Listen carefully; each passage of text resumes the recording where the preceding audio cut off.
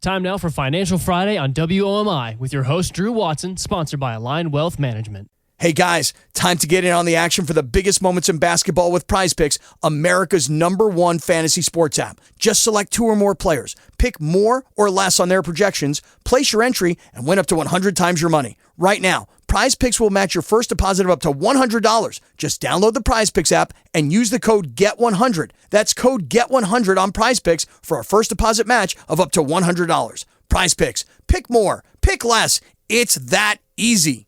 Maker Incorporated. Hello and welcome to Financial Fridays, brought to you by Align Wealth Management. This is the Memorial Day 2023 edition of our show, where we will ask you to remember your loved ones that have passed, and I'm coming to you live from the Garden Spot, a virtual Eden on Earth, right here from Harrisburg, Illinois, on the shores of the County Ditch, where it all began. Coming to you live this week after a huge and historic day on the NASDAQ, as shares of NVIDIA continued to power through resistance, and after a blowout earnings quarter had lifted the entire NASDAQ index up about over 1.5% for the day. The Dow closed lower for the week, as we've seen from time to time during these debt talks, and the S&P was positive. But again, yesterday's market action was all about technology and the changing role of that in our nation and in our life. As I said, we've got a great Memorial Day show lined up for you. Keep listening here on this station as we come to you with a special edition live from Harrisburg, Illinois. It's a Memorial Day Financial Friday, brought to you by Align Wealth Management.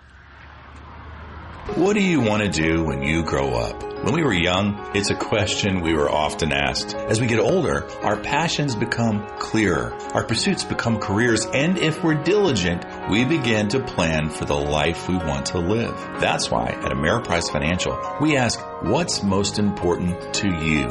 Starting with our Confident Retirement approach, your Ameriprise Financial Advisor will ask questions that will help you arrive at a customized plan that can help you realize your goals today, tomorrow, and throughout retirement. With the right financial advisor, life can be brilliant. Call Align Wealth Management, a private wealth advisory practice of Ameriprise Financial Services, Inc., today at 270-684-8424. That's 270-684-8424. Office is located at 2708 New Hartford Road in Owensboro, Kentucky. The Confident Retirement approach is not a guarantee of future financial results. Investment advisory products and services are made available through Ameriprise Financial Services, Inc., a registered investment advisor.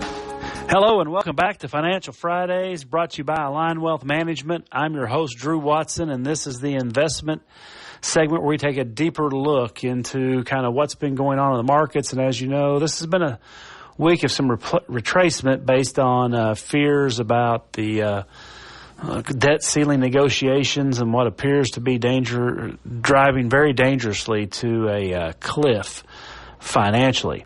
Now, today's segment, we want to thank our friends at Ameriprise's Investment Resource Group, where they talk about quality stocks and maybe why they could be a better buffer, let's say, in the broader market. And as I said, as you know, investors wait for the broader market and economic skies to clear, there could be a recommendation where investors may want to look into higher quality stocks. And although historically higher quality positions have outperformed lower quality during times of economic weakness, we've seen this to a lesser extent in the last really 12 months or so. Notably, despite market concerns about near-term economic conditions, and let's say Ameriprise's in-house view of a greater than 50-50 forecast of a mild recession, high-quality stocks are still relatively cheap compared to, quote, low-quality stocks, unquote, providing an opportunity to growth when the sun starts to shine. And what is a quality stock? Well, a quality stock, there's several factors that go into play to define those. But typically there's an ROE rank, that was a return on equity rank. So companies generating higher return on equity in the most recent reported year, as well in the past 5 years, are ranked high for quality purposes. Leverage rank, so companies with a lower leverage ratio, a lower ratio of total debt to total assets are ranked high in this category. And a stability rank, where companies with steady top line and bottom line growth rates are ranked high. To compare quality versus low quality stocks, Ameriprise ranked the largest 1,500 U.S. listed companies based on an equal weight of 3 metrics that I just discussed. They then assigned the top 20% as high quality. These stocks have higher ROE, lower leverage, and relatively stable top and bottom line growth. Now, on the contrary, what they define as low quality are the bottom 20% with the lowest ROE, higher leverage, and irregular top to bottom growth. Now, they put this in a chart, but in your mind's eye, you kind of go through this, that their chart shows the relative performance of the high versus low quality stocks based on the methodology I just described. And you can kind of get an idea when high quality stocks outperform and then vice versa. And typically the performance of high quality stocks have been at a metric of almost 2.4 times the performance of lower quality stocks just in this most recent market cycle. And what they've shown is during periods of recession or other periods of market stress, going back to 1995, there have been 3 periods when high-quality stocks outperform their low-quality peer by a large margin. And this large margin is, almost 2 to 1, 2.5 to 1. So you can go back to the dot-com crisis, the recession that happened after the dot-com crisis. The great financial crisis showed a increase in performance by almost 15%.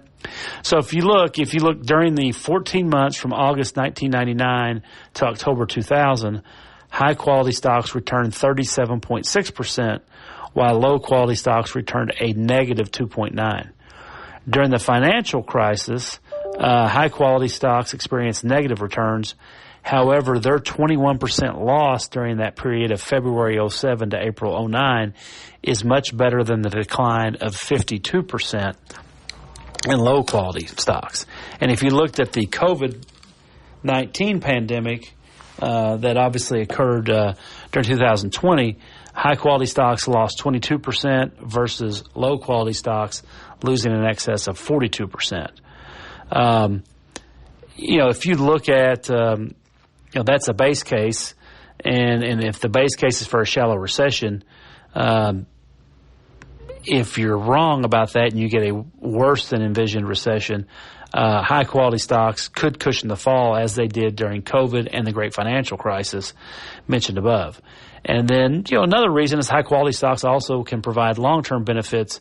As an example, investors in high quality basket described in those 3 categories would have seen their portfolio grow to 36 times their original investment from December 1994 to April 2023.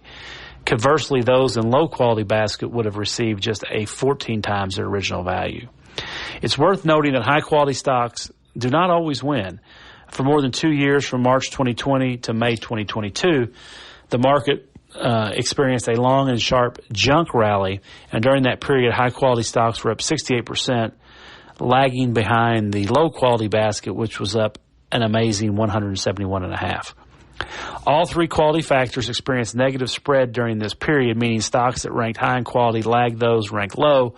And, for example, stocks with high return on equity returned 86% during the little bit more than 2 years, while low ROE stocks almost doubled that.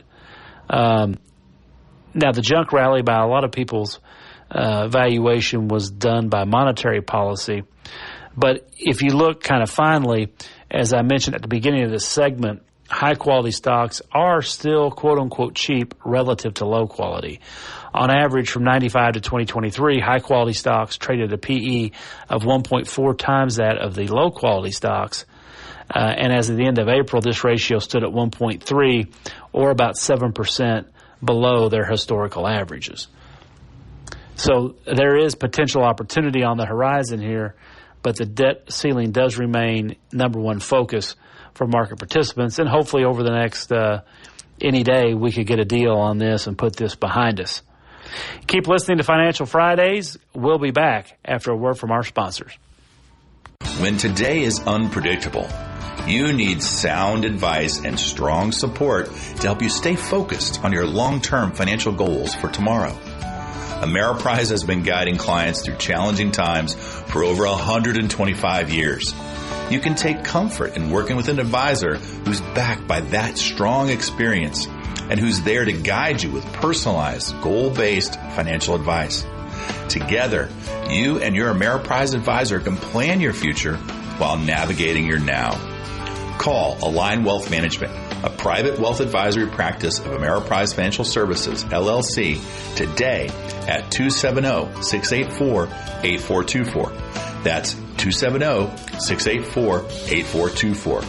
Offices located at 2708 New Hartford Road in Owensboro, Kentucky. Hello and welcome back to Financial Fridays, brought to you by Align Wealth Management.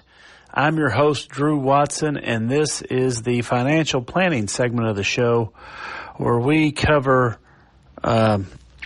really what it is that you're looking to accomplish from a financial planning standpoint.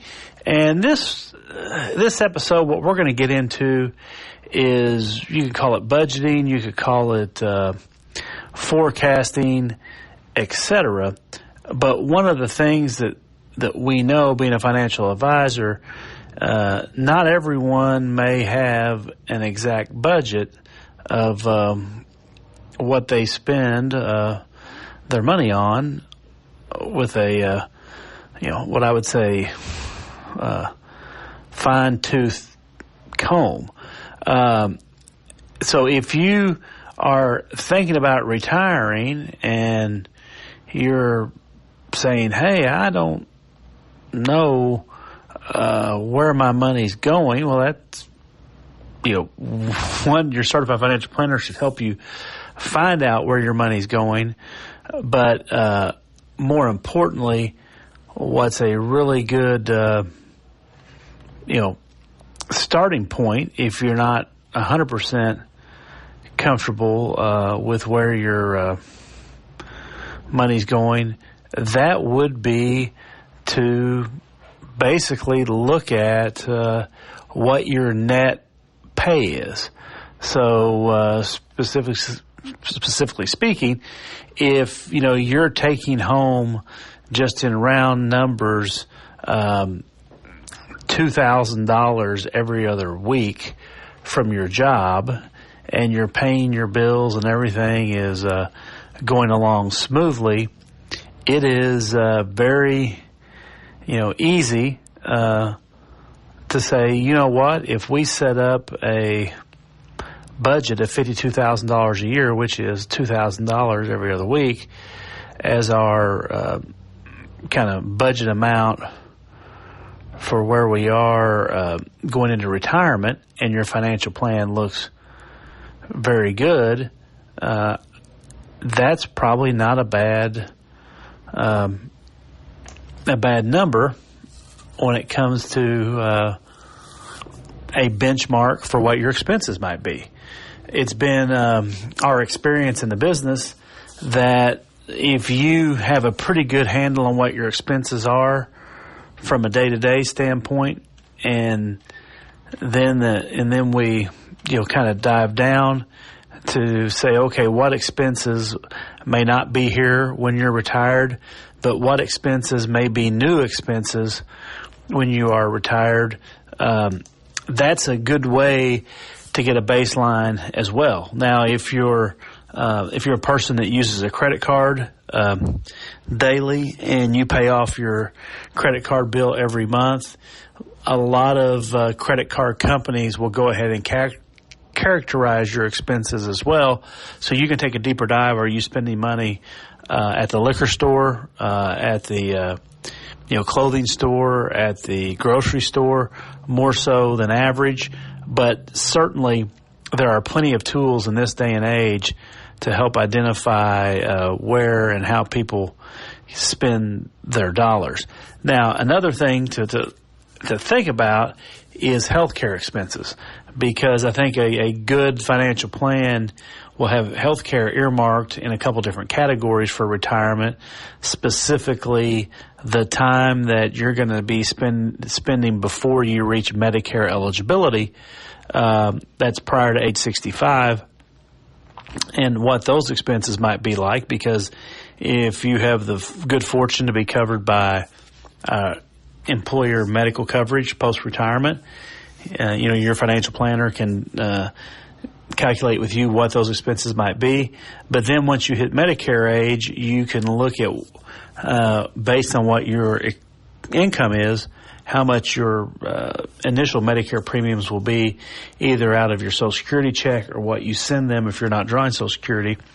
And then also get several quotes on what might a supplemental type policy cost.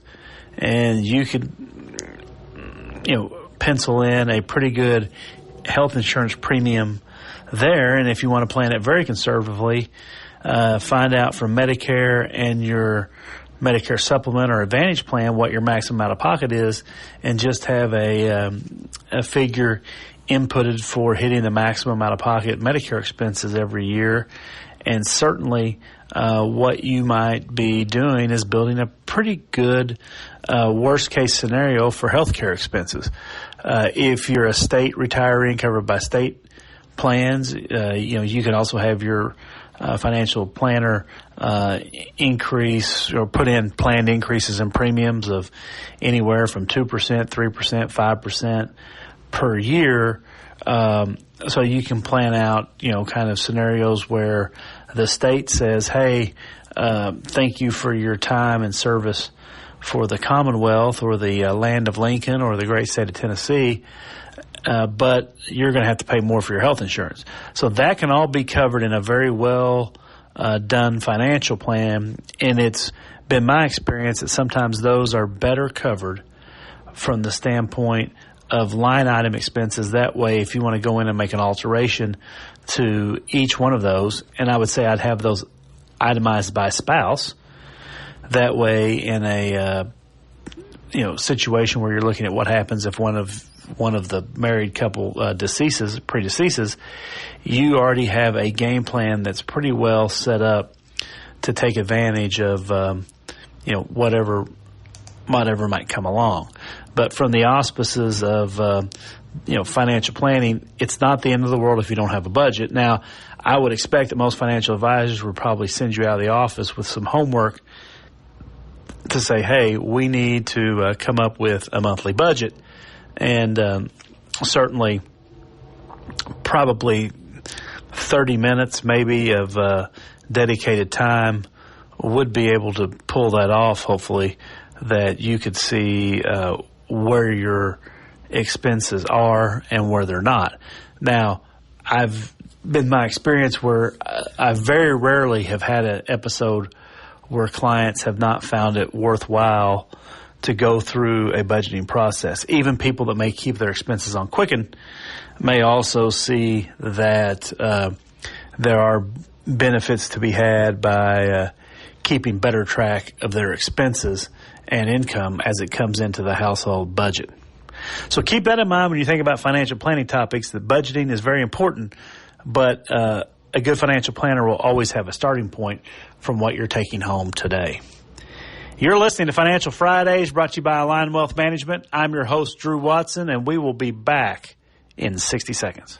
What do you want to do when you grow up? When we were young, it's a question we were often asked. As we get older, our passions become clearer. Our pursuits become careers. And if we're diligent, we begin to plan for the life we want to live. That's why at Ameriprise Financial, we ask, what's most important to you? Starting with our Confident Retirement approach, your Ameriprise Financial Advisor will ask questions that will help you arrive at a customized plan that can help you realize your goals today, tomorrow, and throughout retirement. With the right financial advisor, life can be brilliant. Call Align Wealth Management, a private wealth advisory practice of Ameriprise Financial Services, Inc. today at 270-684-8424. That's 270-684-8424. Office is located at 2708 New Hartford Road in Owensboro, Kentucky. The Confident Retirement approach is not a guarantee of future financial results. Investment advisory products and services are made available through Ameriprise Financial Services, Inc., a registered investment advisor. Hello and welcome back to the Memorial Day edition 2023 of Financial Fridays, brought to you by Align Wealth Management. I'm your host, Drew Watson, and this is the email bag segment of the show where we answer your questions, and you can feel free to email those to us at william.a.watson@ampf.com. And so today is, where we will discuss the situation. It is Memorial Day weekend, and one of the things we want to discuss is questions have come in typically with regards to estate plans and how estates work, etc. And so this is a good week to kind of answer all those questions as we try to memorialize people in our lives. As always, check with your attorney, and we realize people listen in multiple states, and different rules may apply in different states. So let's kind of jump in, and typically people think normally knee-jerk reaction is that, I would say everybody needs a will, and secondly, that trusts are just for rich and famous people. So both of those are kind of, I would say, wildly inaccurate.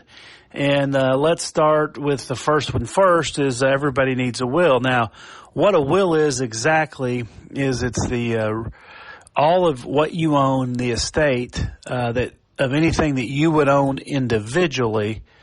It is instructions left for the court to identify who you want to carry out the final disposition of those assets. That's kind of a Cliff Notes version of that. But essentially, if all you owned in the whole world was a joint checking account with someone else, not having a will isn't going to be the end of the world, because the person you own the account with, assuming it's a joint with rights of survivorship account, would become the new owner of your account if something happened to you. Likewise, any account that's owned and has a beneficiary on it, the same rule applies. So if everything you own is joint or has a beneficiary, a transfer on death, etc., your will isn't going to dictate where that goes. Now, one thing to consider, if you've spent many hours and many thousands of dollars drafting important estate documents, but you fail to change the title or the ownership of your assets to the way your will or your estate reads, well, you've kind of shot yourself in the foot, because how everything owned trumps how your will reads. So this is a two-part process. It's not just drafting a will, but it's making sure your assets are titled in a way that makes the will you create be able to handle them. And generally, most of your basic estate documents, like a will, a power of attorney, healthcare power of attorney, living will, are some form of a state statute based on the state in which you live. Now, I'm often reminded, this show originates out of Owensboro, Kentucky, and hardcore Federalists will remind me, Kentucky is not a state, it's a commonwealth, but and that was a joke. But if you if you change residences from state to state, it's always a best practice to meet with a local attorney to see if anything needs to be altered in the previous will you had from your other jurisdiction, because perhaps state statutes that apply in one state do not apply in others. Now, you also can get into the whole mess of a do-it-yourself will and, download one online and et cetera. And what you have to know is the state in which you live. Is this will going to be compatible with the laws of the land? And then also, what are the rules and the requirements around making sure this is a what I would call a whole cloth document, meaning knowing exactly how many witnesses you need to have, how those witnesses need to be documented. Do they need to be notarized as witnesses? So there are a whole list of items that go along with a do-it-yourself will in order for it to be recorded and to be able to be submitted to the court and passed off as a accurate last will and testament. Now, let's go to that second part of the original question about trust, that you only need to be rich and famous to have a trust, and that's not necessarily true, but trust is a large term like technology or healthcare that can encompass many broad topics and also kind of fill the gaps into the minor cracks and niches of the world. But generally, what a trust is a document that you draft with the help of an attorney that says specifically you may want some assets owned by this trust, which can outlive you and your spouse for multiple reasons. Sometimes people will utilize trust because they own property in various states and they don't want to have that property fall into a probate proceeding in multiple states, so they may have a type of trust own that property in multiple states instead of them individually. Also, they may want to have a bit of privacy, or as they say across the pond, privacy, when it comes to their estate settlement, and they want the trust to own certain assets in order to provide some additional privacy as they execute their estate documents. Now, trusts that are typically living trusts, that means you create them while you're alive. The taxpayer ID number on the trust is also your taxpayer ID number. Those types of trust documents typically don't provide a lot of tax and asset protection.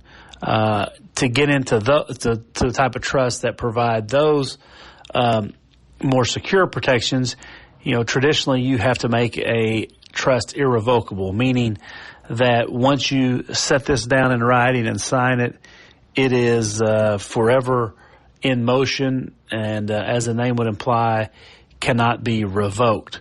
A living trust, on the other hand, can be changed willy-nilly, do whatever you want pretty much. But an irrevocable trust, as the name would suggest, is one that cannot be revoked. It typically has its own taxpayer ID number, has to have a tax return filed for it, and has special tax rules governing what's the liability, and has a separate kind of tax structure that is pretty punitive in an irrevocable trust.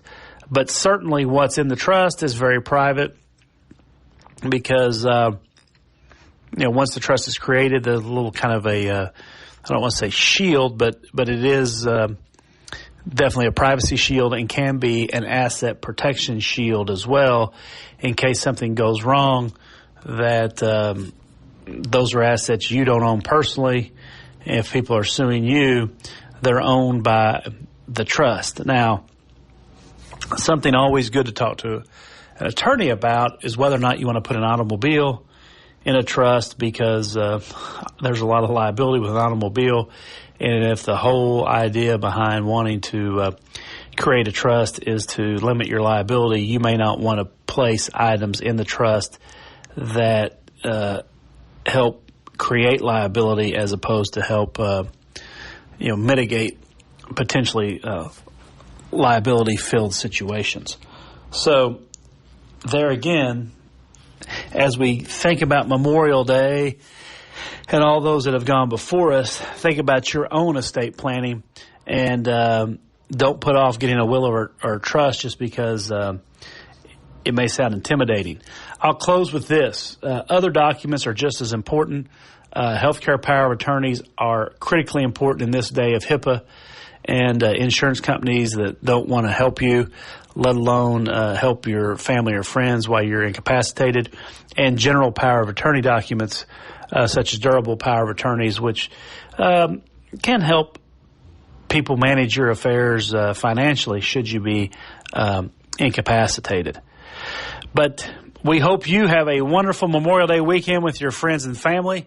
God bless. We'll be back same time, same station next week. This program has been paid for by Rainmaker Incorporated. This is WOMI Owensboro, 99.1 FM. Hey guys, time to get in on the action for the biggest moments in basketball with Prize Picks, America's #1 fantasy sports app. Just select 2 or more players, pick more or less on their projections, place your entry, and win up to 100 times your money. Right now, Prize Picks will match your first deposit of up to $100. Just download the Prize Picks app and use the code GET100. That's code GET100 on Prize Picks for a first deposit match of up to $100. Prize Picks. Pick more. Pick less. It's that easy.